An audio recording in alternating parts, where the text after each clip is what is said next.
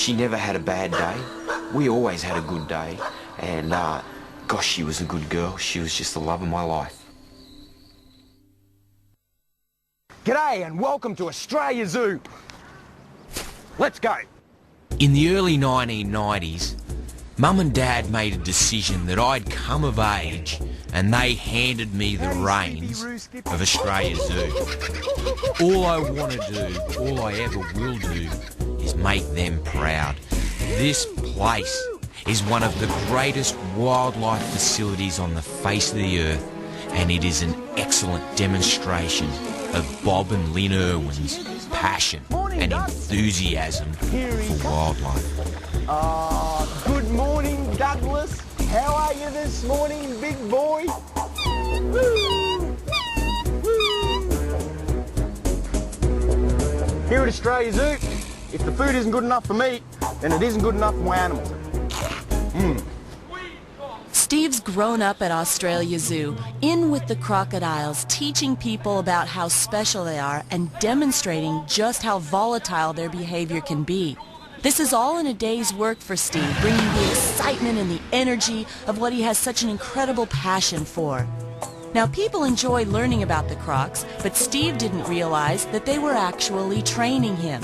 While he was showing tens of thousands of people every year all about these magnificent animals, they were gearing Steve up for the millions, even hundreds of millions of people he would be reaching eventually through a television audience. But somewhere in this audience, there's someone holding a very special surprise for Steve. Growing up in Eugene, Oregon, I never expected to land in Australia someday. Whether I was selling lemonade or exploring the woods with my family, every day was an adventure. My passion was wildlife. I worked with everything from little baby raccoons right up to the large predators like cougars. And I was always fortunate to have the backing of my parents behind me right down the line, even when my adventures took me down under. When a girlfriend of mine said she was going to Australia and would I like to go along, I decided it would be the perfect opportunity not only for a little R&R, but also to find a place for other cougars and animals that were in captivity that couldn't be released to the wild. Now, cougars are often used in the movie industry or commercial industry, and after they grow up, they need a place to live. So I thought I'd check out some zoos while I was in Australia. Now, I came over, and I never expected to end up on the Sunshine Coast or visiting Beerwah, but sure enough, driving by, there was this little tiny sign and this little tiny zoo, and I thought I'll just go in to check it out. I went through the gate, and Australia Zoo opened up into these beautiful gardens and happy animals, and then there was a crocodile demonstration going on with this guy. This man was in with a crocodile talking about animals the way you talk about what you had for lunch. And now I'm going to feed this huge crocodile. Isn't he a little beauty? The man was saying. And I thought, well, I never really thought of crocodiles as beautiful, but I'll have a look.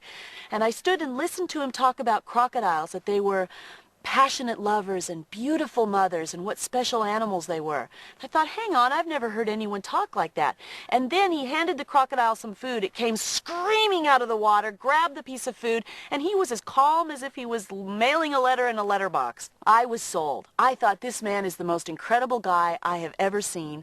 He's probably married. He's got to be taken. When I saw Terry in the crowd, I looked up and our eyes met.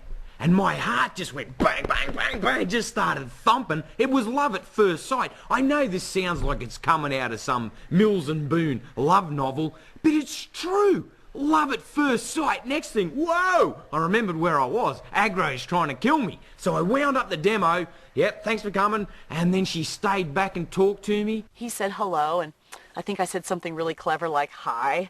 And crikey, our love just went ballistic. And at that precise moment, Lori took a photograph of us. Now, that photo I still have to this day, and it is the funniest moment. I don't know if there's many married couples who have a photo of the exact moment they first met, but I'm lucky enough to have that shot. I got to talking to this man over a course of about 3 days volunteering in the zoo. He put me to work. He had me cleaning animal cages, raking the park. I had the time of my life, and we found out we were really kindred spirits. And that's when I think we both knew that destiny had taken hold. Getting married was the scariest moment of my entire life. I was dead set sweating bullets. You know, I was sweating. My palms had beads of sweat and they were dripping off my fingers. I was that scared and I was shaking uncontrollably. I was just so nervous. I've never been more scared. I'd sooner take on a 16-foot crocodile striking at me than getting married, mate. I'm only going to do that once. We got married in the big fancy church in Eugene, Oregon, Terry's hometown, and then I got the phone call. Got this problem crocodile. This bloke, this mate of mine, John Stainton. He's our producer, our director, he's me best mate partner, you know, he's an all-round top bloke. Well, he's on the phone. Come on, Steve, come back, we gotta catch this crocodile, I'm gonna film it. My honeymoon, our honeymoon, was with a film crew, jumping and catching crocodiles in mosquito-infested swamps of North Queensland. And Terry, she just got amongst it. So off we go to save this crocodile. We are in the middle of nowhere. I've never been on a film shoot. I've never been wrangling crocodiles one-on-one, and I didn't know what to expect. But out we go in this tropical mangrove mud to set up camp. And the next day I finally gear up my courage to go out and use the Aussie dunny. That's right, you grab your toilet paper and you go to the nearest bush. I headed out to this nearest bush for a little privacy, escaping the guys. And the next thing I know, I see this glint, this shine, and movement through the bush. Here is this huge snake. It must have been 6 feet long. I picked the wrong bush. Stay very still. I didn't know what was going to happen. I didn't know if it was going to try to eat me or envenomate me or what was going on, and I nearly, well, kind of sat on it. It's a black snake. Gee, haven't even tried. Are you sure it's a black snake? Yeah, oh, mate. Boy, geez, it's a big one. Oh, Steve, it's coming over here. All right. Oh, Whoa, whoa, it's very naughty. So off I came looking terribly glamorous with my dunny roll in hand, and Steve came along and, of course, tossed the snake and saved my life. Ah! Oh, Steve, be careful. Yeah. Take it easy, Black Snake. You gotta get out of my campsite. You can't bite my wife. Only go for a stick. It's just too aggressive. Get a stick, get a stick. A what one? A bushy stick. A nice, good bushy stick. I don't know if this is bushy enough. That's great. You want a bushier one?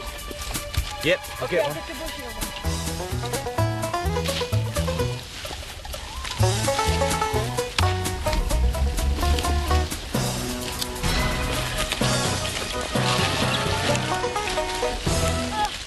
In 1992, I got married to the most beautiful person on the face of the earth, and we started filming Crocodile Hunter, the series.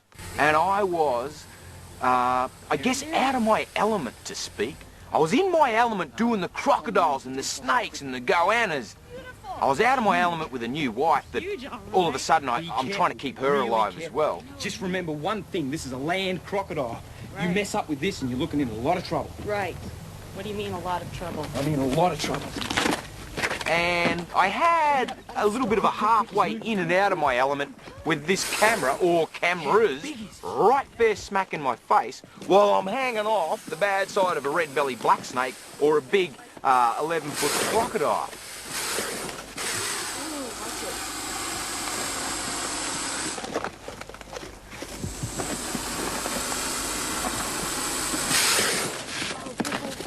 Okay.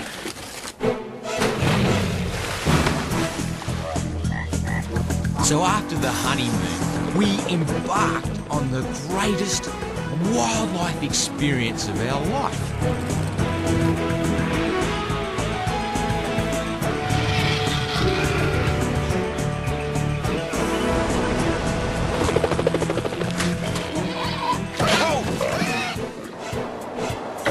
They got some big Betty Davis eyes. Aren't they gorgeous?